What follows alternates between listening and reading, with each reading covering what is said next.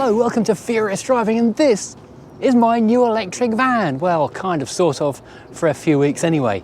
This van is a Kangoo business crew cab, which I have got on loan for the next 2 months through a scheme from my local council. Kent County Council are kind enough to offer small businesses the chance to try out an EV van, commercial vehicle, see if it works for their kind of business through the Kent Rev scheme. And the idea is, because a lot of people are being a bit slow to uptake with new vehicles, they want to get cleaner air and that kind of stuff, get everyone on board with electric vehicles. However, there's a lot of misconceptions, confusion, misunderstanding, and just general curiosity about how this would work. So I've signed up for the scheme because I'm a small business. I'm eligible for doing this. So I've gone through the regular channels as any other plumber, electrician, trader of any kind, basically, to get myself into a Kangoo. I could have had a Renault ZE. I could have had a Renault Traffic. I think there's a few other things in between. I could have had a regular Kangoo, which is just 2 seats in the front and all van in the back. But in the meantime, I'm just going to be using this as much as possible throughout my working week and seeing how I go on with this instead of using my usual grey diesel Mercedes, which has been a trusty workhorse for about 3 or 4 years. And I had no intention of selling because it is so good. However, we shall see what this says. Now, a few things about the Kangoo. First of all, the claimed range is around 150 miles, but the reality, I was warned about this before I started, it's closer to 115 if you're lucky. When I picked this up yesterday, it was on charge and full, and it had 88 miles on the clock, which is not very far, frankly. Now, I've got no preconceptions of how this is going to go. I don't have an agenda. I personally think hydrogen is going to be the step after electric, and electric is just a stepping stone to a different future. However, I've not got a preconceived idea like you would have with a TV show where they've already decided that they're going to have a stumble at the beginning, then love it at the end, or they're going to love it at the beginning and then hate it at the end. So just going to see how it goes and be as honest as we can, and every time I take it out, I'll tell you how it goes. Now, one aspect of this test, which is going to be very, very real world, is the charging aspect, because they don't supply you with a 3-pin, what they like to call the granny charger in the EV world, the ones that goes into your domestic charging and takes about 8 to 9 hours to charge, and you leave it overnight, because I think there's a liability issue. Sometimes they maybe catch fire and stuff, and I don't want to, if your house electrics aren't up to it, then you could have issues there. So a lot of people will struggle with EVs because they live in an upstairs apartment. They live in a terrace house with on-street only parking, so they can't have a charger outside. So many new build estates are so short-sighted because they're not putting chargers outside the houses at the time of building, or the car parking is in a communal parking area on a new development, which generally means that you can't put a charger outside your house and charge your car, which is the way I'm going to be living this for the next couple of weeks. So I am now here filming this intro in a car park off a dual carriageway, which isn't on my way home because it's the nearest charger I could find. So over the next few weeks, we'll use the van as much as possible and just see how we get on with it, and give you an honest representation of how I get on with a small electric van rather than my usual comfy, nice Mercedes. Okay, mid-video pivot. I'm not keeping this car the full 2 months because it's basically useless. I have discovered the hard way. In fact, do you want to watch this short video interlude while I discovered this the hard way? So EVs in general like stop-start traffic. Every time you slow down, your range increases slightly, it generates a bit of power. However, the moment I hit the motorway, the kilowatt usage gauge nailed itself to the top of the red, and that is hurting it badly, and the range has started just falling away horrifically. I'm down to 78 miles of range. I've got 65 miles to go, and I'm watching the miles count away on the nav of the phone and the miles count away on the meter on the dashboard, and the dashboard's going faster down than the sat-nav is, which is worrying. It's not an auspicious beginning for our relationship, Mr. Van. Okay, about to go past Clackett Lane. Amazingly, the range has settled down a bit. My range anxiety is still pinging, in danger of shattering a window in a minute. But we've still got 67 miles of range, and it's 23 miles to Cobham, 1 mile to Clackett. So I'm going to keep going to Cobham to save being as massively late as 2 stops will make me. I'm now just a mile from Cobham Services, which is going to be my recharge stop. I am running a bit behind time because, as you can see, the traffic is not splendid. However, it's only just stopped, and I've still got 58 miles of range and 32 miles to go. So I've actually not done as badly as predicted. So the van has redeemed itself slightly over the last 20 or so miles. It went two ways. There's a very long, steep hill, I think it's past Leatherhead, and that I had to do about 55 miles an hour down, and I could actually see the range drop down a mile or two going up that hill. And also there's a couple of nice long downhills and a couple of decelerations which boosted it as well, I guess. So yes, we are not completely stuffed, but I am still going to stop here because I'm not quite sure what the next charging point after my first destination will be. Right, I'm back on the motorway again, having gained 0 volts at the last stop.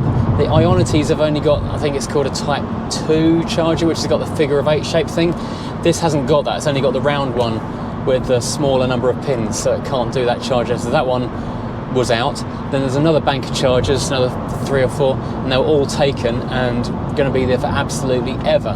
So I couldn't stop and wait, so I had to drive on, and I've now got 53 miles of range, 23 miles to go, which is all right, but I'm not going to get home, and I'm definitely not going to make it to my second job either. So just to head off the comments after that last little bit, the reason there was a big queue and all the charges were taken at the second bank of chargers up at Cobham was that everyone seemed to be struggling to make them work. So I guess there was a problem with them.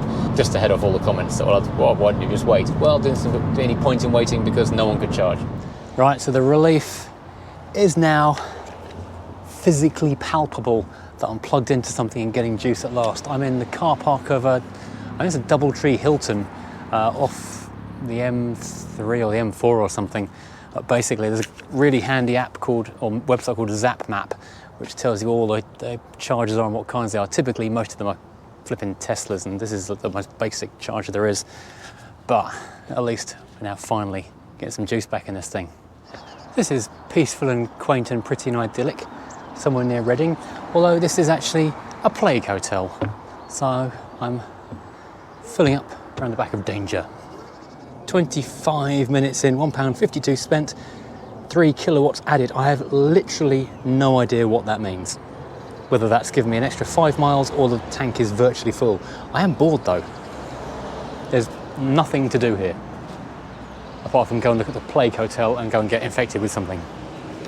It says charge time remaining 3:15. I've been watching this go down. I think that genuinely means 3 hours, 15 minutes until it's fully charged. I don't have 3.5 hours or 3.25 hours to sit here. That's just ridiculous. I've been here for 30 minutes charging on, I don't know what rate that is. This is up to 50 kilowatts, but clearly it wasn't. My range has now gained 10 miles and gone to 52 miles. Right, my patience has been tested as far as it can be. I've now got 62 miles of range and just drive home slowly. But I think what I'm going to try and do is get as far as Cobham or Clackett Lane and yeah, basically go from there, because there's only so long you can stare at a hedge with no food or drink.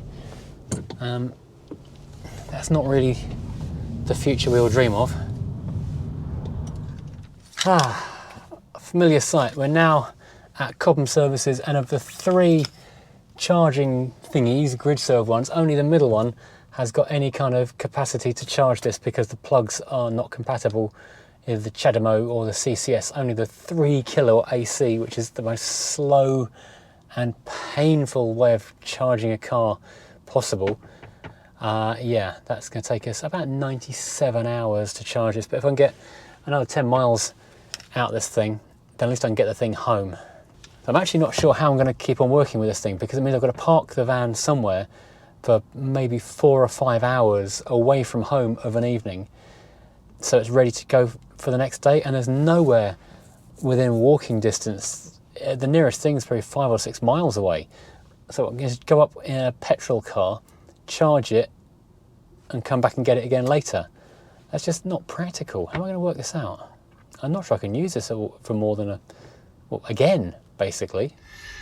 One final thought on the Kangoo. A bunch of people were saying online, oh, you're using that car wrong, or using that vehicle wrong. It's a £25,000 vehicle.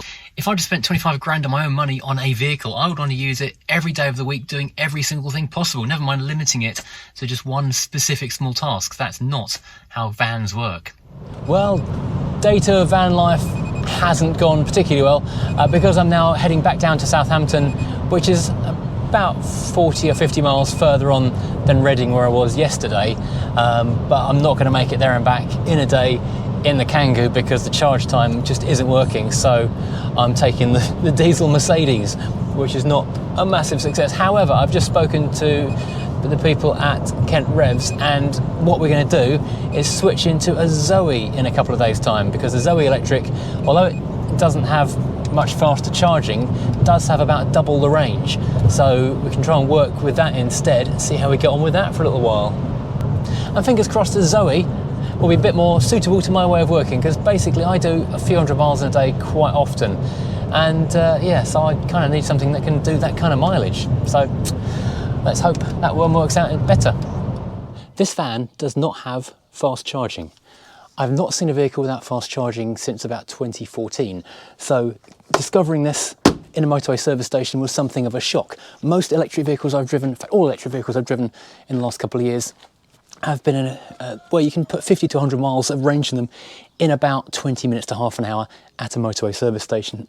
So you can carry on with the journey and get where you're going and live your life. This vehicle, however, is not as advertised. This van should have about 140 miles of range.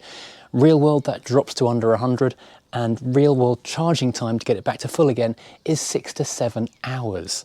If you can park it overnight and drive less than 90 miles the next day for work, fantastic, that's great for you and you'll save a bundle and be laughing. However, if you do more than 100 miles or any motorway work at all, forget it, because if you need to recharge this during the day, it is going to utterly cripple you. So this car is no good to me and it is going back.